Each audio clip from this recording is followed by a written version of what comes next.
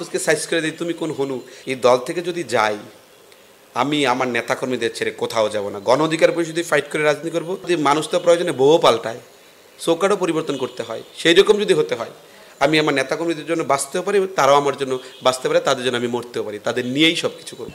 আপনার সাথে কি সংগঠন থেকে যোগাযোগ করা হয়েছিল যে এই বিষয় নিয়ে আপনি বিভিন্ন সময়ে যখন অব্যাহতি দেওয়া হয়েছে প্রেস ব্রিফিং করলেন, এই বিষয়গুলো জানালেন, মিডিয়াতে আনলেন, এই নিয়ে কি কোনো সমাধানের কথা কিংবা কিছু বলা হয়েছে আপনাকে? এইটা নিয়ে আপনার আলোচনা করা, এইটা নিয়ে আমাকে বলছে যেতে কার্যালয়ে, আমাকে বলছে কার্যালয়ে যাইতে, কতক্ষণ পরে দেখি রাতে বসে কিসের কোন স্কাই সিটি রেস্টুরেন্টে বসে না কোথায় বলে দুই একজন অব্যাহতিপত্র লিখছে।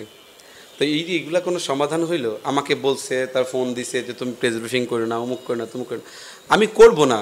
আপনারা দৃশ্যমান কিছু করেন, দৃশ্যমান কিছু না। এটা তো মনে করেন হাসিনায় নির্বাচনের আগে নির্বাচন কিভাবে হবে, ওই কামাল হোসেনদের দাওয়াত দিচ্ছে, দাওয়াত দিয়ে তার কি কি ভালো ভালো খাবার, তার বিদেশ কানাডা থেকে তার চকলেট পছন্দ কি, সেই খাবার আনছে তা কামাল হোসেনের জন্য। নির্বাচনের কথা আলোচনাই করে নাই। তো এখানে সেই ধরনের ঘটনা আপনারা মনে করেন ডাইকা নিয়ে আলোচনায়, মূল যে আলোচনা আপনার সাথে ডিসপ্লেটি করা হয়েছে সেই আলোচনা ওই নেই। তো আমি সেখানে যাবো কেন? আমার কথা হচ্ছে আপনারা তো কাজ করছেন, আপনারা সিদ্ধান্ত নেন। সেই সিদ্ধান্ত যদি জনগণ গ্রহণ করে, সেই সিদ্ধান্ত যদি আমাদের পার্টি গ্রহণ করে, আমার গাজীপুর তৃণমূলের নেতৃবৃন্দরা জীবন যৌবন দিয়ে দলের জন্য লড়াই করছে, তারা গ্রহণ করে, তাহলে আমি গ্রহণ করব। তারা আমার জন্য জীবন দিচ্ছে, আমি নেতাকর্মীদের জন্য জীবন দেবো না? এখানে ঘরে বসে রাজনৈতিক দল চালাবো?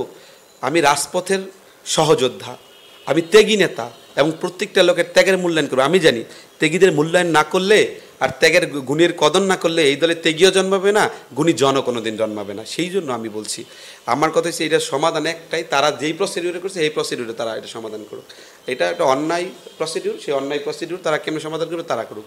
আমি এখনও এই দল থেকে কইছি না, এই দল থেকে যদি যাই আমি আমার নেতাকর্মীদের ছেড়ে কোথাও যাব না। গণ অধিকার পরিষদে ফাইট করে রাজনীতি করব। আর আল্লাহ যদি মানুষ তো প্রয়োজনে বউও পাল্টায়, চৌকাটও পরিবর্তন করতে হয়, সেই রকম যদি হতে হয় আমি আমার নেতাকর্মীদের জন্য বাঁচতেও পারি, তারাও আমার জন্য বাঁচতে পারে, তাদের জন্য আমি মরতেও পারি, তাদের নিয়েই সব কিছু করব। তাদের মতামতকে প্রায়োরিটি দিয়ে আমি কাজ করব, অন্যথায় কোনো সিদ্ধান্ত নেই।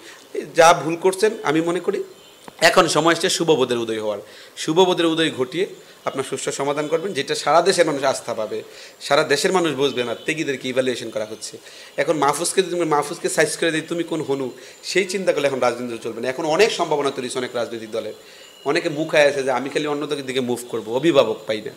আমরা সেই অভিভাবকের জায়গাটা কখনো গ্রহণ করতে চাই না। গণ অধিকার পরিষদই তৈরি করছি, এটার মাধ্যমে দেশের জনগণ অধিকার